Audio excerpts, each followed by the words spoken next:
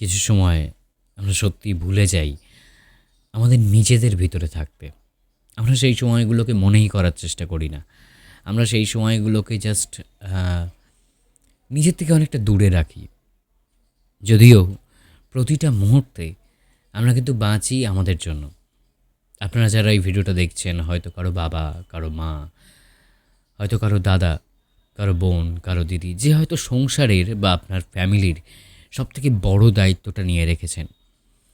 হয়তো সংসারে সবাই আপনার মুখের দিকে তাকিয়ে আছে, আপনার ফ্যামিলিতে। আপনি কখন ইনকাম করে আনবেন, আপনি কখন তাদের মনের আশাটা মেটাবেন, আপনি কখন তাদের মতো করে চলবেন, বা আপনি এবার ফ্যামিলির হালটা ধরবেন। তাদের জন্যই আজকের আমার এই ভিডিও, যে কিছু সময় আপনাকে, আমাকে, প্রত্যেককে আমাদের মনের বিপক্ষে গিয়ে অনেক কাজ করতে হয়। মনের বিপক্ষে গিয়ে মানে যে কাজটা করতে ইচ্ছা করছে না, তা সত্ত্বেও আমাদেরকে সেই কাজটা করতে হয়। কারণ অন্যের ভালো লাগবে এই কথাটা জেনে, অন্য কেউ খুশি হবে এই কথাটা জেনে।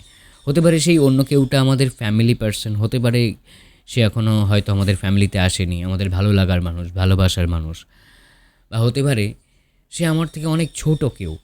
তার ভালো লাগবে জেনেও নিজেরটা স্যাক্রিফাইস আমরা করে দিচ্ছি।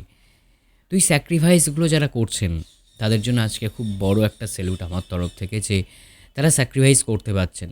আজকের পৃথিবীতে 97% মানুষ শুধু নিজের কথা ভাবে, নিজে বাঁচতে পারলেই হলো।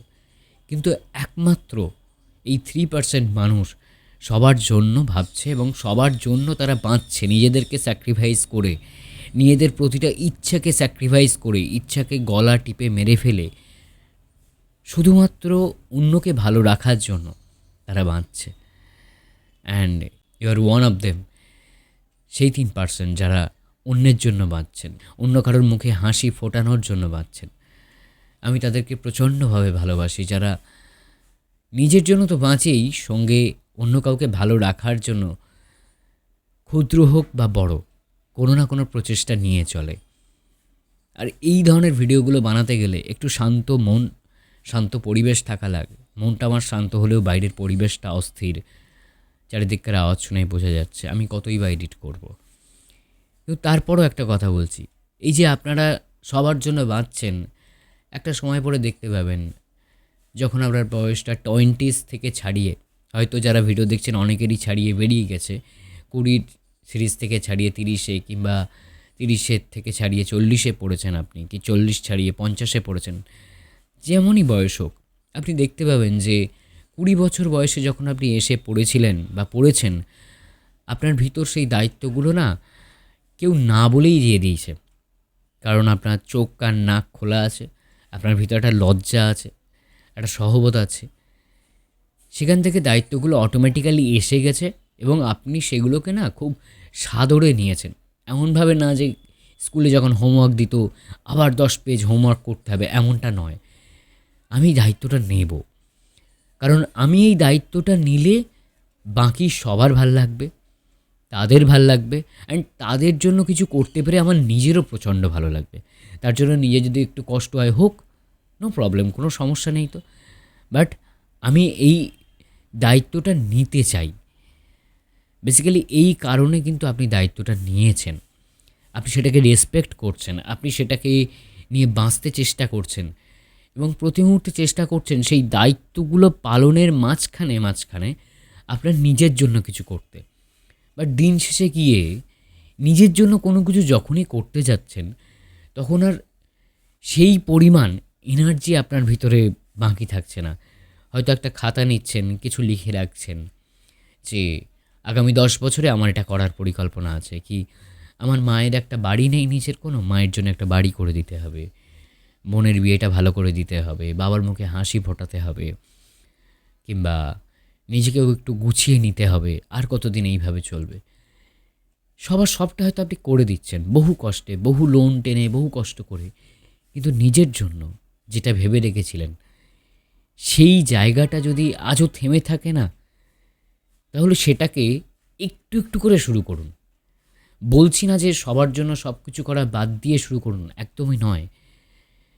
সবার ইচ্ছেটাকে পাশে রেখেই, সবার থেকে একটু অনুমতি নিয়েই শুরু করুন। কিছু অন্তত শুরু করুন। হয়তো আপনার মনে আছে যে, আপনার মনে হয়তো ইচ্ছা ছিল বহুদিন ধরে আপনি খুব সুন্দর করে গান বাজনা শিখবেন। হয়তো ভাবছেন 40-এর পরে সে হয় নাকি, আর শিখব না, থাক ওটা বাদ থাক। হয়তো ভাবছেন যে আপনার খুব এই বয়সে খুব পড়াশুনো করতে ইচ্ছে করছে, ঠাকুরের নাম করতে ইচ্ছে করছে, বাট ফ্যামিলির চাপে হয়তো করতে পারছেন না। ফ্যামিলির চাপ আছে, সেটাকে পাশে রেখে হলেও দিনের ভিতর 15 মিনিট 20 মিনিট করে নিজেকে দিন। কাজ থেকে ওই 15 মিনিটের জন্য যদি 100 টাকা কম উপার্জন হয়, তাহলে তাই করুন। কারণ 100 করতে করতে মাস শেষে গিয়ে কত হয় বলুন তো? 3000 প্রায়। 3000 টাকা সমান আপনি একটা বড় আপনার ইচ্ছাকে প্রাধান্য দিয়ে দিলেন। মানে আপনি আপনার ইচ্ছাটাকেই 3000-এর মতো মূল্য দেওয়া তো শুরু করলেন। তারপর তো সেটা কি আরও বড় হবে, তারপর তো অন্য সবাই মূল্য দেবে। তাই অন্য কাউকে বাদ দিতে বলছি না, নিজের ইচ্ছাটাকে নিজে মূল্য দিন। একটুখানি নিজের কথা ভাবুন। স্বার্থপর হতে বলছি না আমি, তবে নিজের কথা ভাবুন। নিজের জন্য বাঁচুন একটু। নিজের যে মনটা, এখানেও নিজের কিছু দরকার হয়, নিজের কিছু দরকার আছে। অ্যান্ড সেটার জন্য বেঁচে থাকতে গেলে নিজেকে ভালো আরেকটু বাসতে হবে। সবার জন্য শুধু আপনার জীবনটা নয়, দিন শেষে যখন আপনি মারা যাবেন তখন আপনার জীবনের কর্মগুলো কিন্তু সকলের জন্য কি করেছেন সেটার পাশাপাশি নিজের জন্য কি করেছেন, বা এই জীবনটা আপনি জন্মে ঠিক কতটা উন্নতিতে নিয়ে যেতে পারলেন, সেটারও হিসেব হবে। তাই সবার জন্য করে যাচ্ছেন, পরের জন্মে কোথাও জন্মাবেন, সেখানেও সবার জন্য করবেন। নিজের জন্য কিছু করছেন না, নিজে বরাবরই একই জায়গাতেই থেকে গেলেন।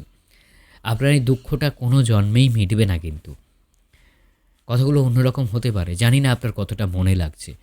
যদি মনে লাগে একটু কমেন্টে জানাবেন আপনার কথাগুলো, আমার এই কথাগুলো আপনার কেমন লাগছে বা কেমন লেগেছে, আপনি সহমত প্রদর্শন করছেন কি না।